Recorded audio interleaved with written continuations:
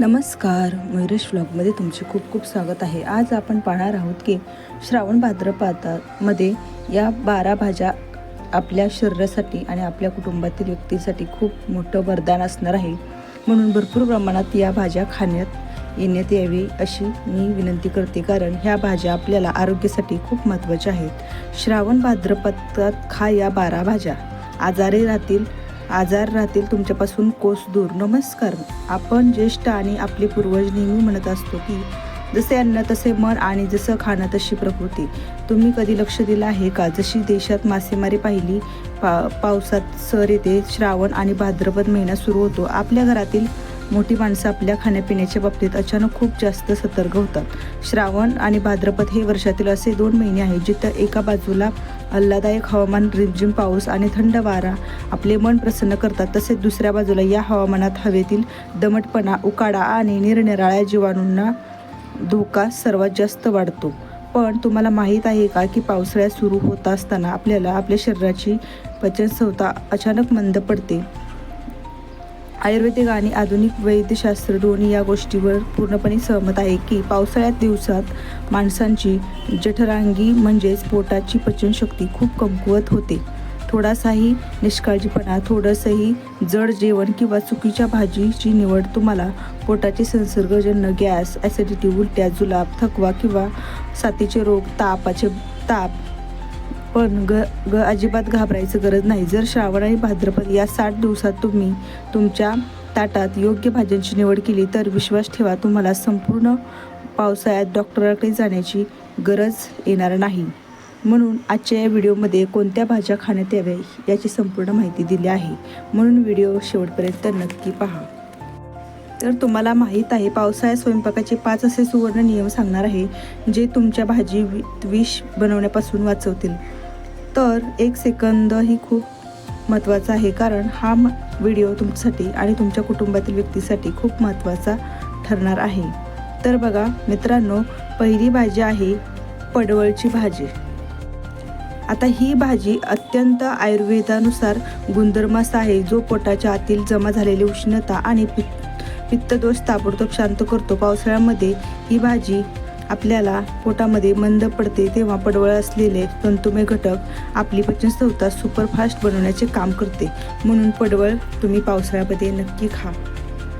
दुसरी भाजी आहे कारलं. कारलं ही आपल्या मित्रांनो, कारल्याचं नाव ऐकतात तोंडाची कडू चव होते, म्हणून विशेषतः मुलं तर याला पाहून दूरच पळतात. पण विश्वास ठेवा, श्रावण आणि भाद्रपद महिन्यात हवा आणि पाण्यात बुरशीजन्य आणि जीवाणू संसर्गाला मुळापासून संपवण्याची ताकद जर कोणत्या भाजीत असेल तर ती फक्त कारल्यात आहे. म्हणून कारल्यामध्ये विषाणूरोधक, जीवाणूरोधक आणि बुरशीरोधक गुण भरपूर प्रमाणात आढळतात. म्हणून हे केवळ तुमचे रक्तातील साखरेचे प्रमाण नैसर्गिक पद्धतीने नियंत्रणात ठेवत नाही, तर तुमच्या यकृताला म्हणजे लिव्हरला आतून पूर्णपणे स्वच्छ करून ठेवतं.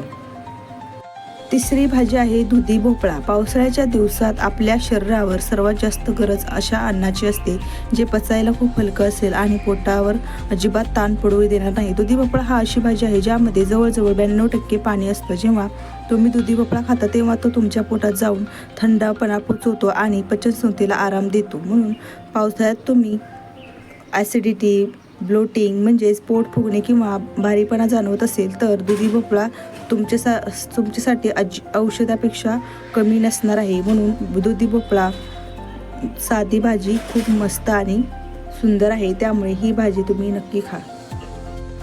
पुढील भाजी आहे दोडका.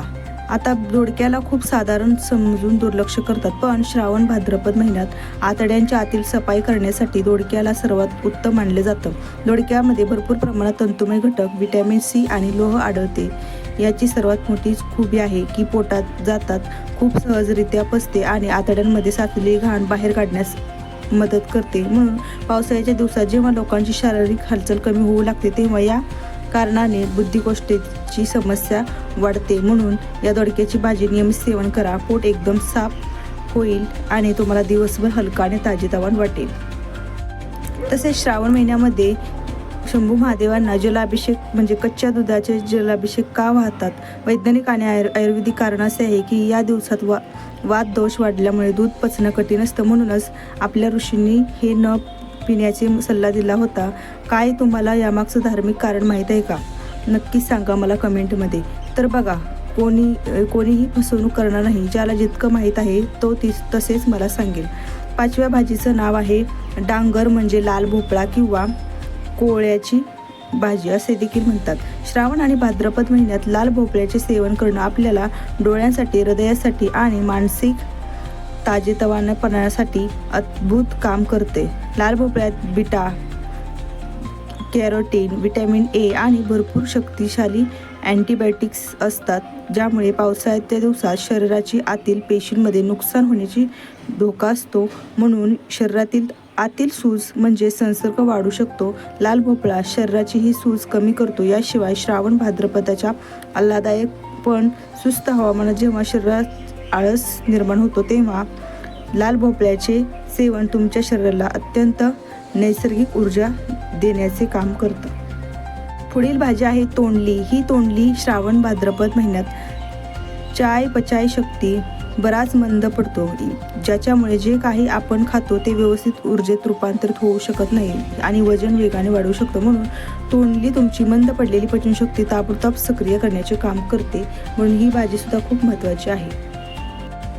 पुढील भाजी आहे आळूची पानं. ही आळूची पाने आपण वड्या म्हणून वापरू शकतो किंवा आळूचं फतफतं म्हणून सुद्धा खाऊ शकतो.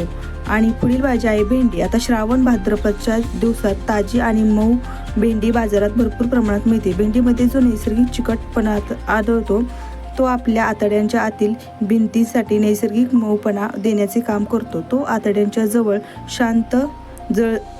जळजळ शांत करतो, अन्नाचे पचन खूप सोपे बनवतो आणि पोटाच्या समस्या दूर करतो. म्हणून भेंडी ही श्रावण भाद्रपद महिन्यात तुम्ही नक्की खा. पुढील भाजी आहे ढोबळी मिरची. लाल मिरची, हिरवी मिरची किंवा पिवळी अशी ढोबळी मिरची तुम्ही कोणतीही खा. तुम्हाला माहीत आहे का की एका ढोबळी मिरची संत्रे खाण्यापेक्षा जास्त व्हिटॅमिन सी आढळतात. व्हिटॅमिन सी आपल्या शरीराला पांढऱ्या पेशींना मजबूत बनवतात, ज्या आजारांशी लढणारे आपली मुख्य सेना असतात. श्रावण भाद्रपद पसरणारे फ्लू, साथीचे ताप, कफ, खोकला आणि सर्दी पडशासारख्या संसर्ग आजारांना रोखण्यासाठी ढोबळी मिरचीचे नियमित सेवन अत्यंत लाभदायक ठरते. तसेच गोड कारलं हे सुद्धा खूप महत्त्वाची भाजी आहे. ती सुद्धा तुम्ही या श्रावण आणि भाद्रपद महिन्यात नक्की खा.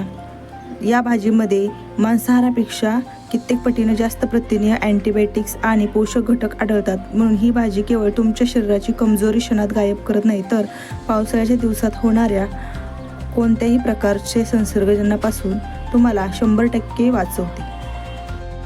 पुढील भाजी आहे शेवग्याच्या शेंगा. तर शेवग्याच्या शेंगामध्ये कॅल्शियम, पोटॅशियम आणि लोह, व्हिटॅमिन सी चे भरपूर प्रमाणात आढळतात. त्यामुळे श्रावण आणि भाद्रपदाच्या दिवसात शेवग्याचे सूप किंवा त्याची भाजी खाणं हाडांना पोलादासारखे मजबूत बनवते, शरीरातील विषारी घटक बाहेर काढते आणि रोगप्रतिकार शक्ती कित्येक पटीने वाढवते. म्हणून ही भाजी सुद्धा तुम्ही या महिन्यात नक्की खा.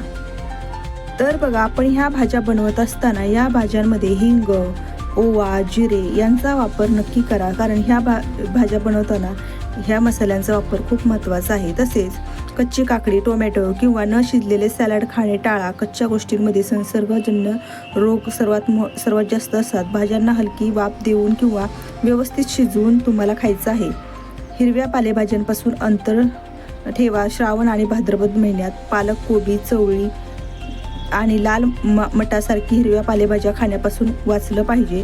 दमटपणामुळे या पानात आत बारीक किडे आणि त्यांची अंडी असतात, ते आपल्याला दिसत नाही आणि ते पोटामध्ये जाऊन गंभीर आजार होतात. त्यामुळे ह्या भाज्या टाळा आणि मी सांगितलेल्या भाज्या तुम्ही श्रावण आणि भाद्रपद महिन्यात सेवन करा. तुमचे आरोग्य उत्तम राहील आणि तुम्हाला खूप बरं वाटेल. श्रावण महिन्यात हिरव्या भाज्या खाणे तसेच दही ताकाचे सेवन करणे पूर्णपणे वर्ज्य मानले जाते. म्हणून तुम्ही या सांगितलेल्या व्हिडिओमध्ये नक्की भाज्या खा आणि तुमचे आरोग्य, तुमच्या परिवाराचे आरोग्य सुंदर बनवा. धन्यवाद.